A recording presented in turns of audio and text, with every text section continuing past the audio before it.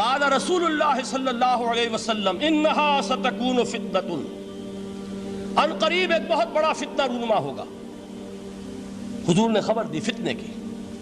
حضرت علی فرماتے اس پر میں نے عرض کیا، قلت، میں نے عرض کیا مل مخرج منہا یا رسول اللہ، اے اللہ کے رسول اس سے نکلنے کا راستہ کون سا ہوگا؟ دیکھیے یہ لکھا ہوا ایگزٹ، نکلنے کا راستہ، اور عام طور پر آپ نے دیکھا ہوگا بڑے ہالز میں یہ سرخ روشنی ہوتی ہے، اس میں اس کا اہتمام کیا جاتا ہے کہ اگر خدا نہ خواستہ کوئی حادثہ ہو جائے لوگوں کو معلوم ہو نکلنے کا راستہ کون سا، یہ مخرج ہے۔ حضور نے خبر دی کہ فتنہ ہوگا۔ تو دیکھیے میں ایک بات عرض کیا کرتا ہوں، ذرا توجہ کیجئے، ہمارا حال کیا ہے؟ ہم بڑے ریشنلسٹ قسم کے لوگ ہیں، یہ زمانہ ریشنلزم کا ہے۔ اگر ہم ہوتے تو کیا پوچھتے؟ وہ فتنہ کیا ہوگا، کیوں ہوگا، کہاں سے آئے گا؟ ہمارے سوال یہ ہوتے، کب آئے گا، کیوں، کہاں، کب، کیسے۔ ان سب کی حیثیت علمی سوالات کی ہے۔ بھائی کب آئے گا ایک علم ہے، کیسے آئے گا علم ہے، کہاں سے آئے گا علم ہے، لیکن اصل جو عملی اعتبار سے اہمیت والی شے ہے، بچاؤ کا راستہ کون سا ہوگا محمد الرسول اللہ، یہ بتائیے ہم۔ مل مخرج منہا یا رسول اللہ، حضرت علی نے یہ نہیں پوچھا فتنہ کیا ہوگا، کہاں سے آئے گا حضور، کیوں آ جائے گا، کب آ جائے گا، نہیں، مل مخرج منہا یا رسول اللہ، اے اللہ کے رسول یہ بتائیے کہ جب وہ فتنہ رونما ہوگا تو نکلنے کا راستہ کون سا ہوگا۔ اس کا جواب ہے، ارشاد فرمایا محمد رسول اللہ نے، کتاب اللہ، اللہ کی کتاب ہے وہ مخرج، یہ کتاب ہے کہ جس کو تھامو گے تو فتنوں سے محفوظ رہو گے۔ اس کے بعد آپ فرماتے ہیں فیہ نبأ ما قبلکم وخبر ما بعدکم وحکم ما بینکم، اس میں تم سے پہلوں کی بھی خبریں موجود ہیں، عاد اور سمود اور قوم نوح اور قوم ہود اور قوم لوط اور قوم صالح اور آل فرعون، یہ کون ہے؟ من قبلکم، تم سے پہلے، وفیہ خبر ما بعدکم، جو کچھ تمہارے بعد ہونے والا ہے اس کی خبریں بھی موجود ہیں، لیکن وہ کیسے ہوں گی؟ وہ بٹوین دی لائنز ہوں گی، وہ بین السطور ہوں گی۔ ان کے لیے انسان کو، آپ کو معلوم ہے ایک عبارت میں سطور ہوتی ہیں اور ایک درمیان میں ہوتا ہے، ان کے کچھ لکھا ہوا نہیں ہوتا۔ You have to read between the lines۔ قرآن میں بعد میں آنے والے حالات بھی درج ہیں، لیکن اس طرح نہیں جیسے کہ پچھلے حالات درج ہیں۔ اس کے لیے ذرا ان ڈیپتھ پونڈرنگ اوور، غور و فکر اور تدبر کی ضرورت ہوگی۔ وَحُكْمُ مَا بَيْنَكُمْ، اور جتنے اختلافات تمہارے اندر پیدا ہوں گے تا قیام قیامت، ان سب کا فیصلہ بھی اس کتاب میں موجود ہے۔ وَهُوَ حَبْلُ اللَّهِ الْمَتِينُ وَهُوَ الذِّكْرُ الْحَكِيمُ، یہی تو ہے وَهُوَ الصِّرَاطُ الْمُسْتَقِيمُ، سیدھا راستہ اور کون سا؟ یہی قرآن تو ہے۔ ہر رکعت میں کہتے ہو اہدنا الصراط المستقیم، اور قرآن دیا ہوا ہے اس پر غور نہیں کرتے۔ عجیب تماشا ہے ہمارا، نماز کی ہر رکعت میں اہدنا الصراط المستقیم، اور حضور فرمائے وَهُوَ الصراط المستقیم، صراط مستقیم یہ قرآن ہی تو ہے، الذکر الحکیم یہ قرآن ہی تو ہے، وَهُوَ حَبْلُ اللَّهِ الْمَتِينُ، اور یہی ہے اللہ کی مضبوط رسی۔ آپ نے قاری صاحب سے وہ آیات سنی سورہ آل عمران کی، وَاعْتَصِمُوا بِحَبْلِ اللَّهِ جَمِيعًا وَلَا تَفَرَّقُوا، اللہ کی رسی کو مضبوطی سے مل جل کر تھامو اور تفرقے میں مبتلا نہ ہو۔ تفرقہ ہوگا تو کیا ہوگا؟ تمہاری ہوا اکھڑ جائے گی۔ آج آپ کو معلوم ہے دول عرب اگر یہ یکجا ہو جائیں، ایک دن کے لیے اسرائیل قائم نہیں رہ سکتا، امریکہ نہیں، امریکہ کا باپ اسے قائم نہیں رکھ سکتا۔ اگر امت عرب ہی جمع ہو جائے، عالم اسلام تو بڑی شے ہے، جو وسائل ان کے پاس ہیں، جو اللہ تعالیٰ نے ان کو نعمتیں عطا فرمائی ہیں، لیکن افتراق، انتشار، اختلاف، جتھے بندی، گروہ بندی، دھڑے بندی، اس نے اسرائیل کا خنجر ان کے سینے میں پیوست کیا ہوا ہے۔ اس لیے کہ فَتَذْهَبَ رِيحُكُمْ، اگر تم اختلاف کرو گے تو تمہاری ہوا اکھڑ جائے گی، آج وہ ہوا اکھڑ چکی ہے۔ تو فرمایا وَاعْتَصِمُوا بِحَبْلِ اللَّهِ جَمِيعًا وَلَا تَفَرَّقُوا، اللہ کی رسی کو مضبوطی کے ساتھ مل جل کر تھامو اور تفرقے میں مت پڑو۔ حضور فرما رہے ہیں وہ اللہ کی رسی کون سی؟ ہوا حبل اللہ المتین، یہی قرآن ہے اللہ کی مضبوط رسی۔ علامہ اقبال نے کیا خوب کہا ہے، علامہ اقبال نے قرآن اور حدیث کے حقائق کو جس طریقے سے اشعار کا جامع پہنایا ہے، وہ تو خود کہتے ہیں گوہر دریائے قرآن سفتام، میں نے قرآن مجید کے دریا سے موتی نکال کر اپنے اشعار کے اندر میں نے چن دیے ہیں، میرا کام اور کچھ نہیں ہے۔ موتی کوئی بھی غواص پیدا نہیں کرتا، دریا کی گہرائی سے نکال لاتا ہے، یہ میری حکمت نہیں ہے جو میرے اشعار میں ہے، یہ میں نے قرآن مجید کے دریا میں غوطہ زنی کر کے اس سے یہ موتی نکالے، گوہر دریائے قرآن سفتام۔ اب دیکھیے اسی حدیث کے اس ٹکڑے کو کیسے شعر میں لائے ہیں۔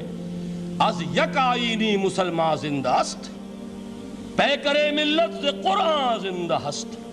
مسلمان کی زندگی تو ایک آئین کے بدولت ہے، یہ آئین قرآن، جو کہا تھا کبھی قائد اعظم مرحوم نے جب پوچھا گیا تھا کہ آپ کے پاکستان کا دستور کیا ہوگا، کیا فرمایا تھا یاد کیجئے کہ ہمیں کسی نئے دستور کی ضرورت نہیں، ہمارا دستور 1400 برس پہلے طے ہو چکا ہے۔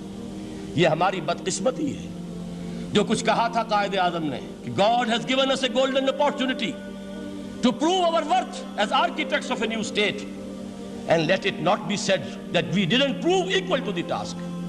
میں معذرت کے ساتھ عرض کروں گا حضرت کہ واقعہ یہ ہے کہ ہم اس کے equal to the task ثابت نہیں ہوئے۔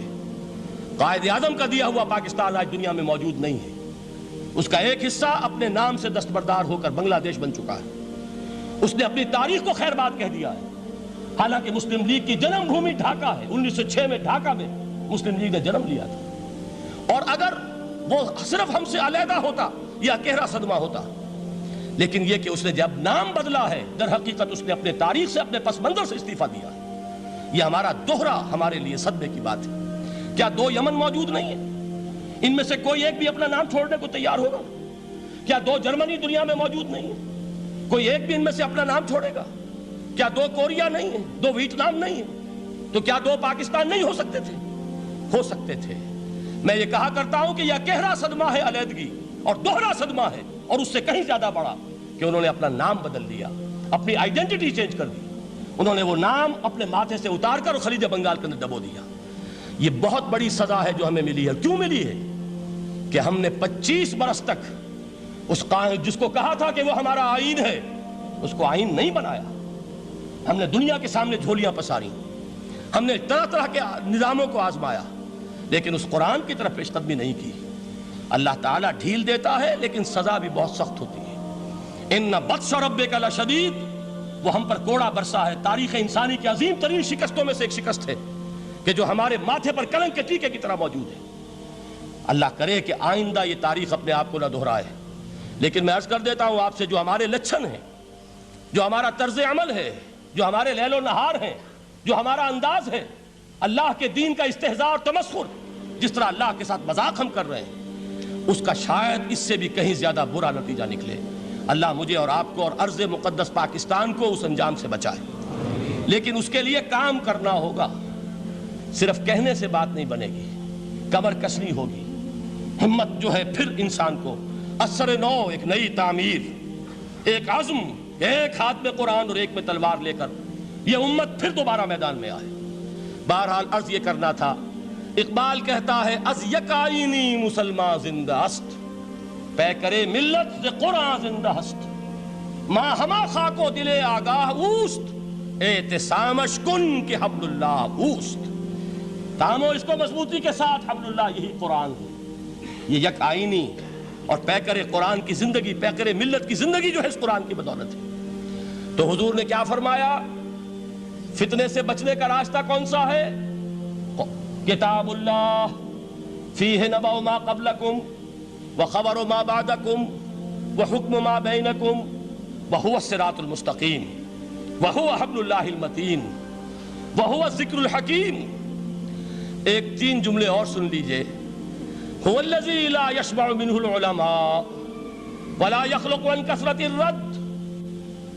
یہ قرآن وہ شے ہے جس سے اہل علم کبھی سیر نہ ہو سکیں گے۔